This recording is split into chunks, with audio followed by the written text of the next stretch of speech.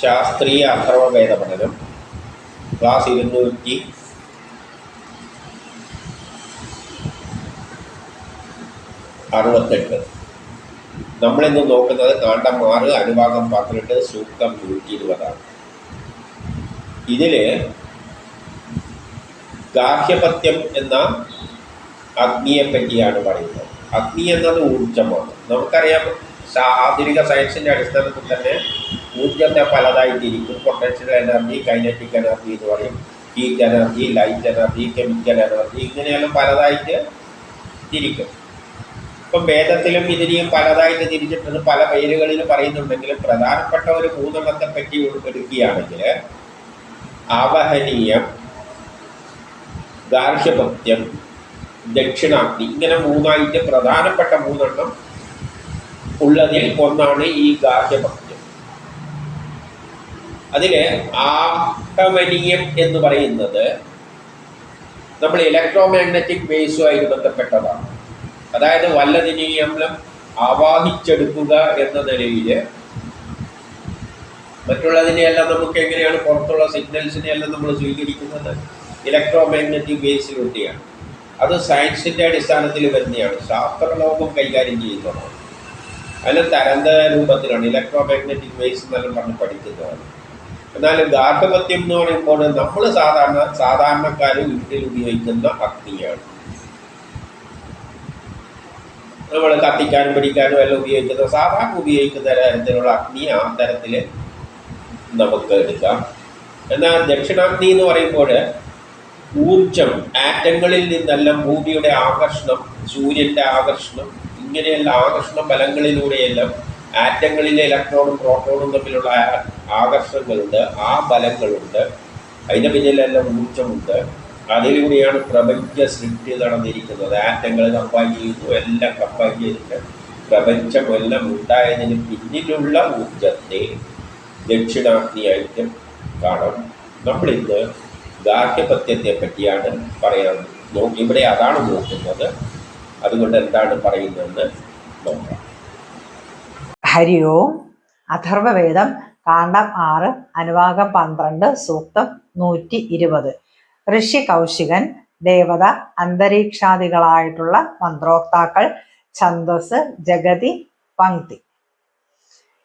യദന്തരീക്ഷം പൃഥിവീമുത ദ്യാം യന്മാതരം പിതരം വാ ജിംഹിംസിമ അയം തസ്മാത് ഗാർഹ്യപത്യോ ന അഗ്നിരുദിന്നയാതി സുകൃതസ്യ ലോകം ഭൂമിർമാതാദിതിർനോ ജനിത്രം ഭ്രാതാന്തരീക്ഷമഭിശസ്ത്യാന്നഃ ദ്യൗർണഃ പിതാ പിത്ര്യാച്ഛ ഭവാതി ജാമേ ധൃത്വാമാവ പത്സി ലോകാത് യത്ര സുഹാർദഃ സുകൃതോ മദന്തി വിഹായ രോഗ തന്വഃ സ്വായാഃ ആശ്ലേണ അംഗരഹൃതാഃ സ്വർഗേ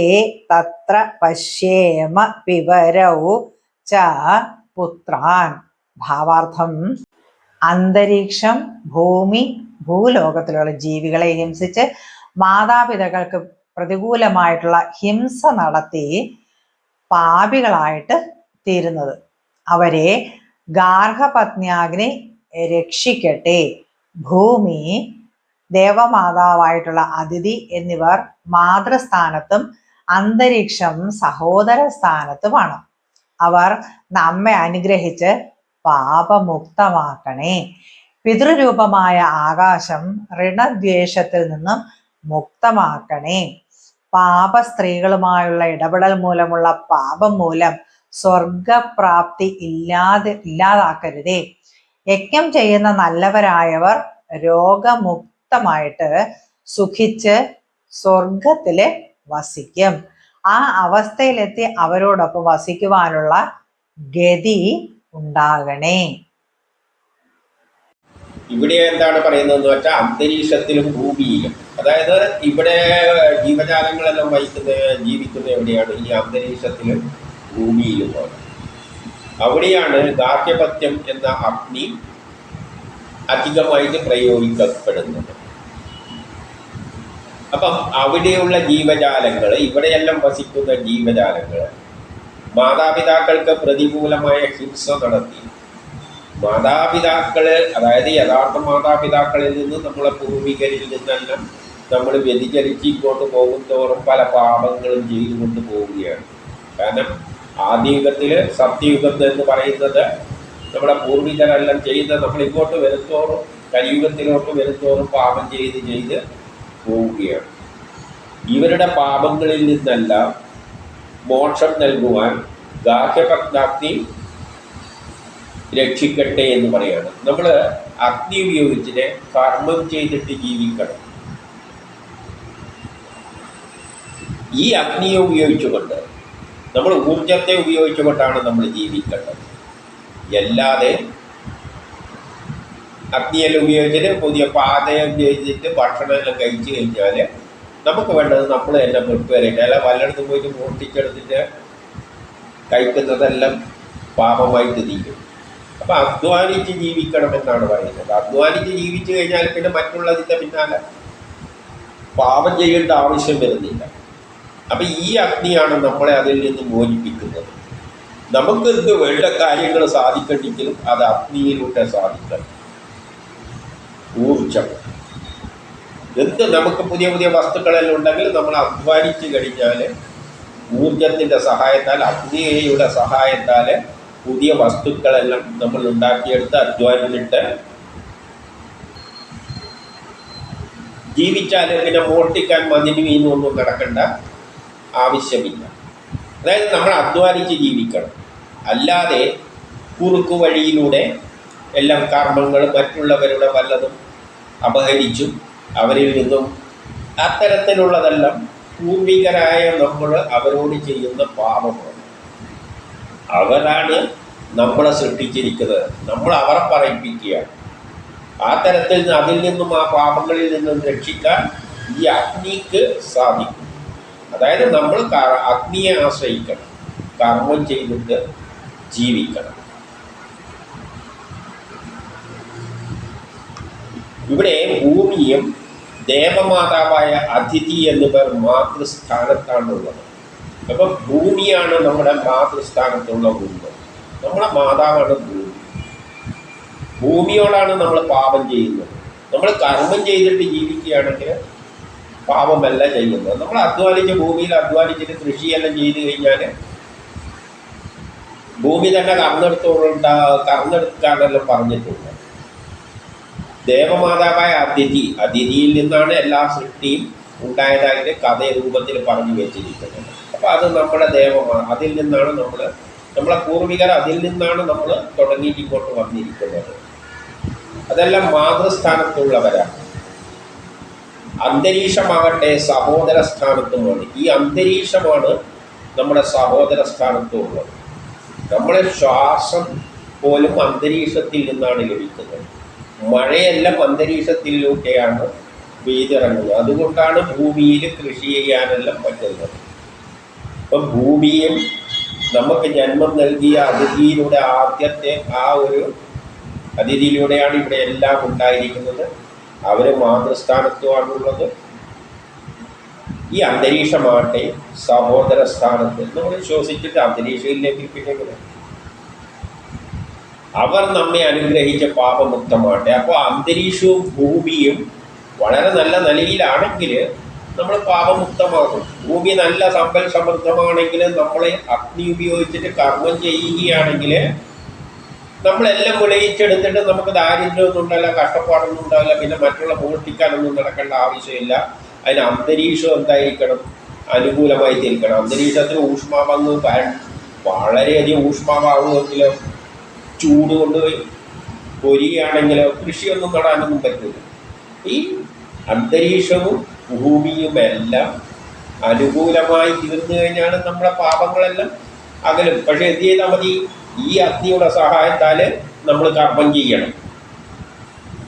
പിതൃരൂപമായ ആകാശം ഋണദോഷങ്ങളിൽ നിന്നും മുക്തമാക്കണം. പിതൃരൂപം. പിതൃരൂപം എന്ന് പറഞ്ഞാൽ ഗ്രഹം. പിതാവിൻ്റെ സ്ഥാനത്താണ് ആകാശമുള്ളത്. ആകാശത്തിലാണ് എല്ലാ ഗ്രഹങ്ങളും ഉള്ളത്. ആ ഗ്രഹങ്ങളുടെ ചലനമനുസരിച്ചാണ് നമ്മൾ ജനിക്കുന്നത്. അതാത് കാലഘട്ട സമയമുണ്ടാകുന്നതും അതാത് കാലത്ത് നമ്മൾ ജനിക്കുന്നതും. നമ്മൾ ജനിക്കുന്ന ഓരോ കർമ്മങ്ങൾ ചെയ്യാനാണ്. നമ്മൾ ആ കർമ്മങ്ങൾ ചെയ്ത് നമ്മളുടെ ജീവിതം മുന്നോട്ടേക്ക് നയിക്കുമ്പോൾ അതിനെ നയിക്കുന്നതല്ല ആകാശത്തിലുള്ള ഗ്രഹങ്ങളാണ്. അത് പിതാവിന് സമാനമാണ്. അതും നമ്മൾ എന്ത് ചെയ്യും? ഋണദോഷങ്ങളിൽ നിന്നെല്ലാം മുക്തമാക്കും. നേരത്തെ ഋണദോഷങ്ങളെ പറ്റി നമുക്ക് കുറേ കടപ്പാടുകളുണ്ട്. അത് ചെയ്ത് തീർക്കുവാൻ പോകാൻ പറ്റും. നമ്മൾ ജനിപ്പിച്ചിരിക്കുന്നത് തന്നെ കുറേ കടങ്ങളെല്ലാം, നമുക്ക് കുറേ കർമ്മങ്ങളുണ്ട്. അത് ചെയ്ത് തീർക്കാൻ വേണ്ടി തന്നെയാണ് നമ്മൾ ജനിപ്പിച്ചിരിക്കുന്നത്. അതെല്ലാം നമ്മൾ ചെയ്ത് തീർത്തിട്ട് നമ്മൾ സ്വതന്ത്രമായിട്ട് മുന്നോട്ടേക്ക് പോകണ്ടെങ്കിൽ ഈ ഭൂമി സഹായിക്കണം, അന്തരീക്ഷം സഹായിക്കണം, അതുപോലെയുള്ള ആകാശത്തിലുള്ള അവയെല്ലാം നിയന്ത്രിക്കുന്ന പിതാവിന് സമാനമായ ആകാശവും സഹകരിക്കണം. പാപശ്രീകളുമായുള്ള ഇടപെടൽ മൂലം അതുമൂലമുണ്ടാകുന്ന പാപം സ്വർഗപ്രാപ്തി ഇല്ലാതാക്കരുത് എന്ന് പറയുകയാണ്. ഇവിടെ പാപശ്രീകൾ എന്ന് പറയുമ്പോൾ ആ ഇടപെടൽ എന്ന് പറഞ്ഞാൽ അർത്ഥത്തിൽ വേണമെങ്കിൽ എടുക്കാം. എല്ലേക്ക് യഥാർത്ഥത്തിൽ ഭൗതിക സുഖങ്ങളുടെ പിന്നാലെ നമ്മൾ പോകരുത്. നമ്മൾ സുഖിക്കാൻ വേണ്ടി നമ്മുടെ സ്വാർത്ഥ താല്പര്യത്തിന് വേണ്ടി പ്രപഞ്ചത്തെ ഉപയോഗിച്ച് കർമ്മം ചെയ്യുന്നത് അത്തരത്തിലുള്ള ഭൗതിക സുഖങ്ങൾക്ക് വേണ്ടിയുള്ള പരക്കം പാച്ചിലൂടെ എന്താണ് പറ്റുന്നത്? അധർമ്മമാണ് പറ്റുന്നത്. അതിലൂടെ ഇതൊക്കെ സ്വർഗപ്രാപ്തി ഉണ്ടാകില്ല എന്ന് പറഞ്ഞാൽ അങ്ങനെയുള്ള ഉന്നത സ്ഥാനം പ്രാപിക്കില്ല. അതായത് എപ്പോഴും ദുഃഖവും കഷ്ടപ്പാടും എല്ലായി മാറും. ഒന്നാമത് സ്വാർത്ഥത മനസ്സിലാക്കണം. നമ്മൾ ജനിച്ചിരിക്കുന്നത് നമ്മുടെ കർമ്മം ചെയ്യാനാണ്. ആ കർമ്മം ചെയ്തു കൊടുക്കുക. അതിൻ്റെ ഫലമായി അതിൻ്റെ കൂട്ടത്തിൽ വല്ലതും കിട്ടുന്നുണ്ടെങ്കിൽ അനുഭവിക്കുക. അതാണ് യഥാർത്ഥ ധർമ്മം.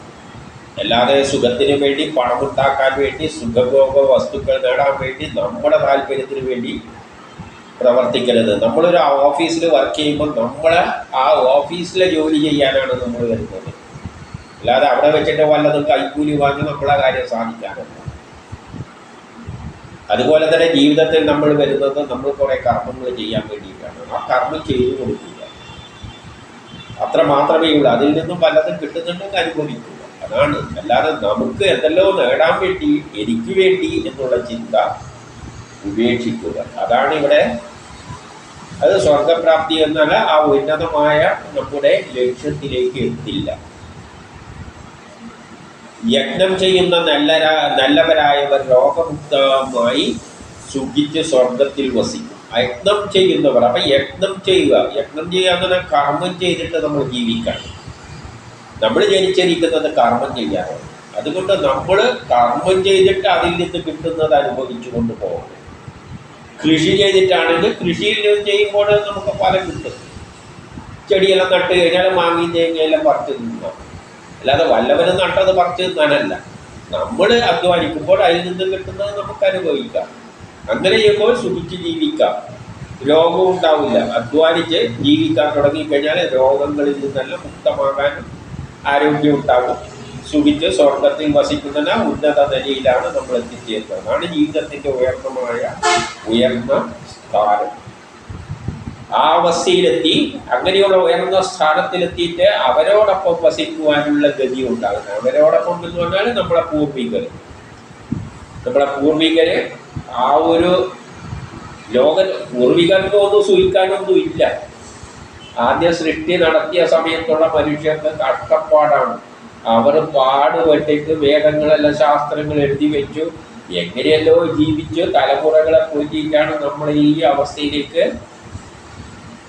അന്ന് രോഗങ്ങളെല്ലാം വന്നു കഴിഞ്ഞാൽ എന്താ ചെയ്യാനുള്ള? പല പച്ചമരുന്നുമെല്ലാം കഴിച്ച് എന്തിനു വേണ്ടിയാണ് അവർ കഷ്ടപ്പെട്ടത് ജീവിച്ചത്? അവർക്ക് വേണ്ടിയല്ല, ഭാവി തലമുറയ്ക്ക് വേണ്ടിയാണ് അവർ ജീവിതം കൊണ്ടുപോയത്. കാരണം ആത്മഹത്യ ചെയ്യേണ്ട തരത്തിലായിരുന്നു അന്നത്തെ അവസ്ഥ. തിന്നാനുമില്ല, ഒന്നുമില്ല, താമസിക്കാനും ഒന്നുമില്ല, അധ്വാനിച്ച് കിട്ടുന്നതുകൊണ്ട് ജീവിക്കുകയാണ്. ആദ്യത്തെ കാലഘട്ടത്തിൽ ഒന്ന് ചിന്തിച്ചു നോക്കൂ. ആ കാലഘട്ടത്തിലെ മനുഷ്യൻ അവർ ജീവിച്ചതന്നെ നമുക്ക് വേണ്ടിയാണ്. ഈ തലമുറ ഉണ്ടാകാൻ വേണ്ടിയാണ്. അപ്പം അവർ സ്വർഗത്തിലാണ് എത്തിയിരിക്കുന്നത്. ആ നിലയിലേക്ക് നമ്മളും ഉയരുക എന്ന് പറഞ്ഞാൽ നമ്മളും നമ്മളെ സ്വാർത്ഥത വിട്ടുകൊണ്ട് അഗ്നിയുടെ സഹായത്താൽ അധ്വാനിച്ചിട്ട് ജീവിക്കണം. അപ്പോൾ ആ നിലയിലേക്ക് നമുക്ക് ഉയരാം.